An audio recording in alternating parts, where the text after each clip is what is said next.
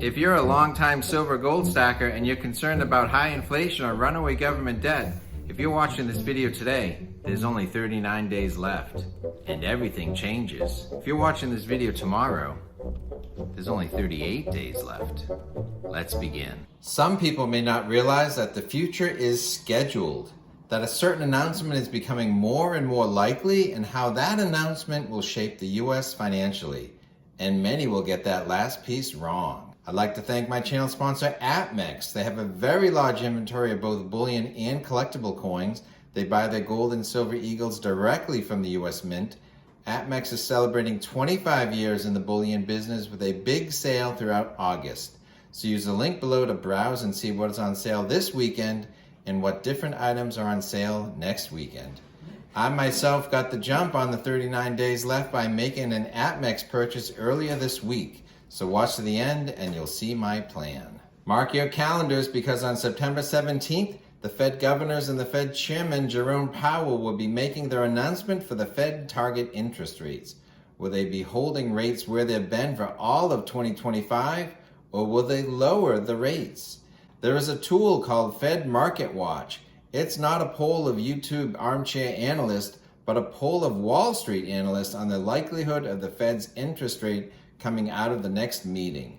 With the next meeting being September 17th, 11% see rates staying the same, but 89% see the rate going down 25 basis points or 1/4%. But then this happens if you look at the probabilities for the next meeting, October 29th. Only 4% see the rates remaining where they are right now, so 39% see them lower than today by 1/4%, but more, 57% see the rates even lower, a full 0.5 percentage from today, or essentially a rate cut in September and then another rate cut in October. Things are changing, but will this change impact you?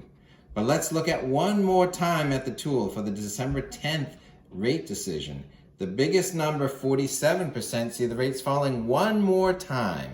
So that is a 3/4 percentage drop from where they are now, 3 meetings in a row, all leading to lower and lower interest rates. All the first Fed cuts in 2025, but all starting in the next 39 days. The last time I was so bold to make a video, 4 days left, was in September 2024. There was a similar setup, but also different. Rates had not gone down then in years. The September rate announcement last year was a full 0.5 percentage drop, followed by 2 quarter-point drops later that year, a full 1% drop in a period of a handful of months. But then in 2025, no drops at all. So we are looking at potentially 3 drops in a row for 3/4% percentage drop for the entire year. Once the September 2024 rates were announced, what happened? Okay, so how have metals and rate cuts worked together?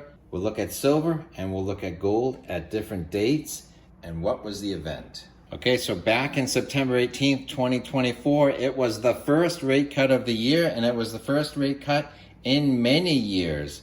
But what has happened to the price of silver and gold 1 year later? Welcome to Silver Heist. Thank you to our returning subscribers and guests. If you like silver, gold, or a coin with a good story, please give this video a thumbs up and subscribe. We try and alert our audience that they're on the right track, like this video with over 122,000 views. You may be a better silver and gold stacker than you think.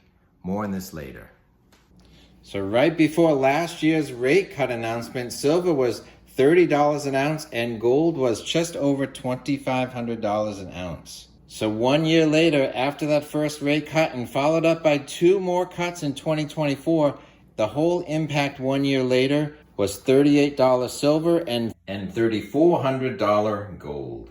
Okay, so 1 year later, that puts silver at 28% up, but it puts gold at 33% up.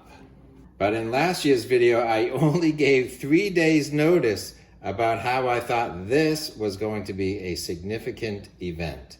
What if we had 39 days notice like I'm giving you today? So with 39 days before the big event, if we had seen that coming It would have been August 10th, 2024. Silver would have been $27 an ounce, and gold would have been in the $2,400 range. So if we could have seen that coming, and we measured it from that point to what happened later.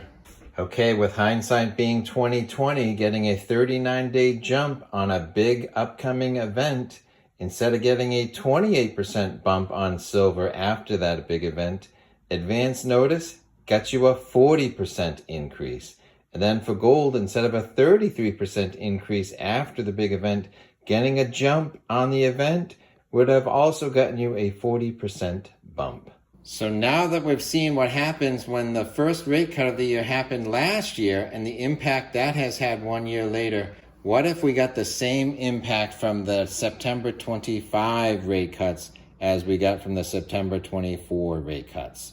So we're up 28% in the past year, up 33% in gold in the past year. So what if this has an equal impact in the next 12 months? Where would the price of silver and gold be 1 year later from now? Well, silver would be sitting at $49 an ounce. Gold would be sitting at $4,500 an ounce. But why? With lower U.S. interest rates, the dollar is getting weaker relative to other world currencies. As the dollar weakens, a hard asset like gold increases in value relative to the dollar. The dollar is weaker, but not 33% weaker in a single year. Gold is outperforming many assets, including the dollar. The weaker the dollar gets, the bigger the U.S. national debt gets, the bigger interest payments alone on that debt swallow up the federal budget.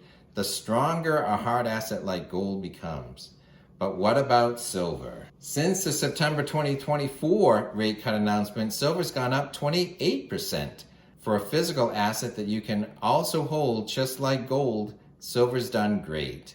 And as gold went from $2,500 an ounce in September 2024 to just shy of $3,400 today, gold is getting expensive for sure. So silver has a better entry price for budget stackers and has also increased quite handsomely. The dollar is weaker, but it's not 28% weaker like silver has climbed.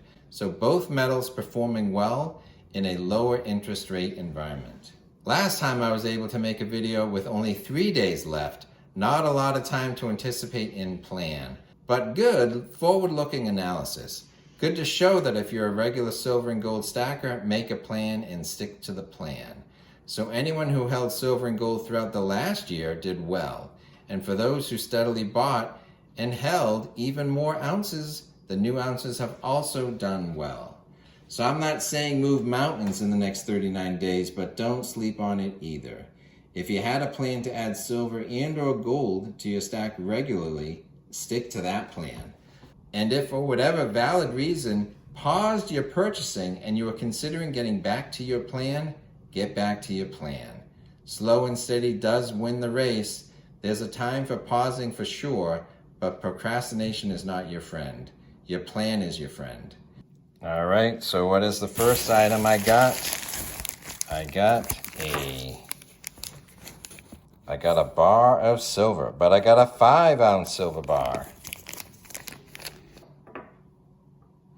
So here's one I had before, 10 ounces of silver, but here is the next one, 5 ounces of silver. So a silver bean counter says, big brother, little brother. So with silver getting more expensive, is the 5-ounce silver bar the new 10-ounce silver bar?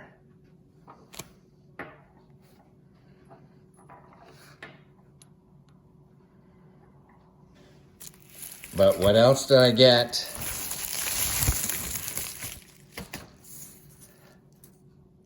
Another roll of mercury dimes.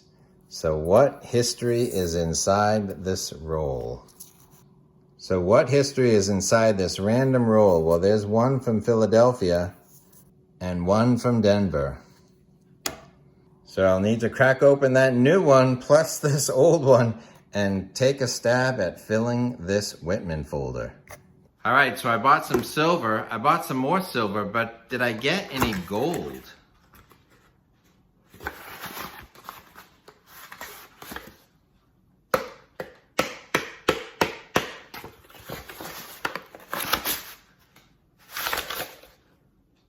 Well, I can't get everything I want all at once.